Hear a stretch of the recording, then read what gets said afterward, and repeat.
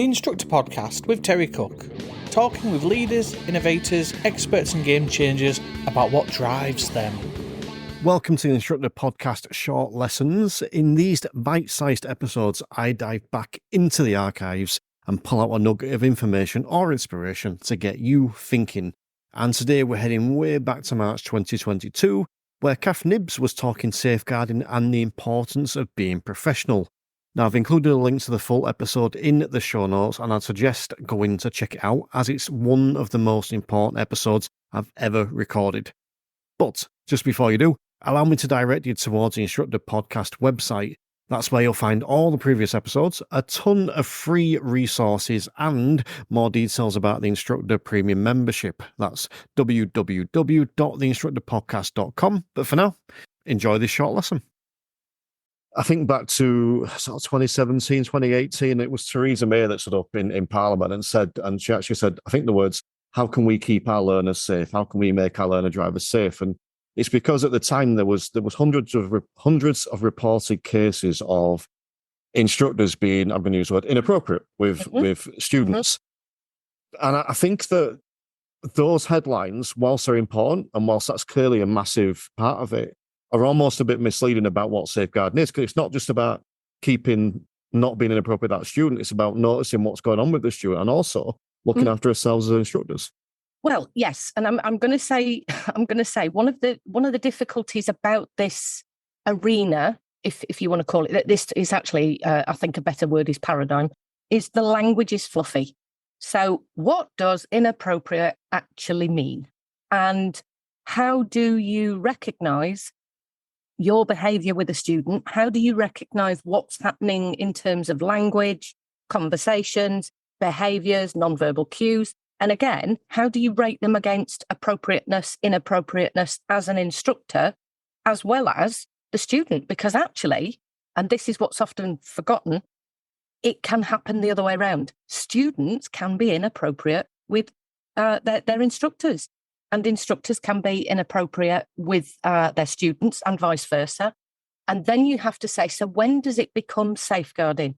And safeguarding is broken down pretty much into how to recognise vulnerabilities and how to recognise levels of abuse. And one of the issues we currently have, and this is why I'm doing what I'm doing, is the way that we recognise stuff at the moment tends to talk about the corporeal world. So that means to be in the real world.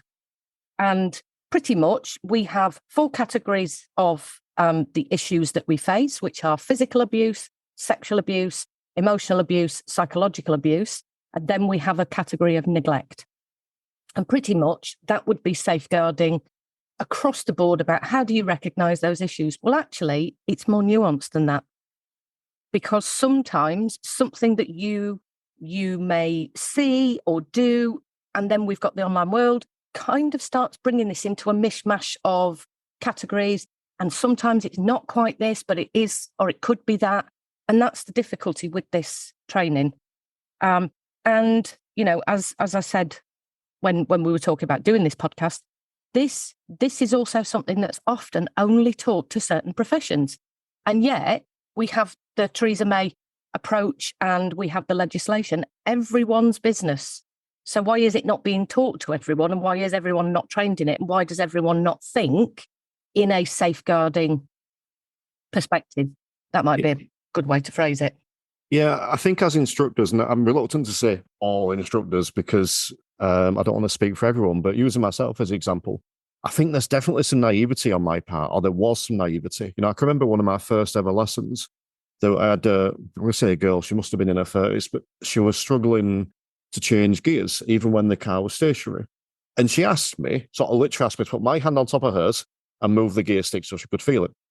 Me being me, just did it. Didn't give it a second thought, carried on. And I remember speaking to another instructor about that, and it's like, just be careful with stuff like that, because you're then like physically interacting with someone else. And I suppose you think about it, there could have been, even if that student is completely okay with it, she might go back and tell a mum or a partner, or there could be someone walking past the car that sees it and sees that. And even if it's not anything wrong, it's still your reputation in that sense. Yeah. And we're back to that kind of fluffy language of, would that be inappropriate or not? And when you start to see safeguarding, you have to think about the context. And context has information in it that others are not privy to. So, that idea of somebody walking past the car, well, they don't know why that particular behaviour is occurring in that moment.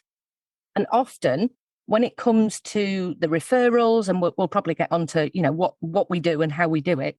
When it comes to the referrals, people give information that's without all of the context. And that's where the organisations such as Social Care Direct are supposed to take that information and say, okay, this looks like inappropriate and potential safeguarding behaviour. And then there has to be something done about what the other information is. And that then starts, this idea that Social Care Direct and the police, the two organisations that do investigations, are there to find out, and I'm doing it like I'm trying to change my voice because I'm doing the air quotes, to find out whether you were inappropriate or not. So how would you, and this might be an awkward one because you might need specific examples, but how would you define inappropriate? As an instructor that's sat in the car of a student, what can we do to ensure we're being appropriate and not maybe a little bit naive like I was at that time? So I'm going to change that word. Just because language helps us do things differently when we speak differently to it, right? So inappropriate is one of those nebulous words. It's a little bit like the issue I've got at the moment, trying to explain to people what online harm actually is. Because as I say, what does harm actually mean? So if you could change that word to professionalism, that then makes it a little bit more about, is it professional for me to carry out behaviour in this context with this particular approach? So if I give you an example from what I actually do with children in psychotherapy. So I do not touch the children that I work with, mainly because children can construe physical touch in a way that it might be offensive to them. What I think is appropriate, they may not think is appropriate. Their parents may not think is appropriate. So that is a conversation I have right at the very beginning. And the training that I have to work therapeutically anyway means that I don't ever have to touch a child. But one of the things I wouldn't do is if a child fell over, I would not pick them up and cuddle them, because that would put me professionally in a precarious position. And it's that misconstruction of what's happening in the moment that is the thing that we could say was inappropriate or appropriate. And of course, I have to think long term here. And I have to think, if I had to stand in front of a judge and explain my behaviour, would I be okay professionally saying, yes, I rubbed that child's knee, but nothing was going on, my lord? Or would I say, I went and got the ice pack and I gave them a blanket and then I went and got mum from the reception, or I called dad to come back from shopping? That is more professional, the second version. And that's how I operate, if you like, as a practitioner, because I understand what it is that would be deemed inappropriate or unprofessional within my profession. And of course, I'm working directly by sitting very close with children, with adults, etc., etc. And this was part of my training, and it wasn't a one-day workshop. And unfortunately, the world we live in at the moment, if you were to get safeguarding training, you could do it online, by a few tick boxes, and get a certificate at the end of it saying, yes, I know how to recognise those 5 issues. And you'd get maybe 24 hours sitting with somebody saying, this is what safeguarding is. Now you understand it. Well done. You're a champion of safeguarding. And that's not how it works. Safeguarding is a way of being. Safeguarding is a living. The Instructor Podcast with Terry Cook, talking with leaders, innovators, experts and game changers about what drives them.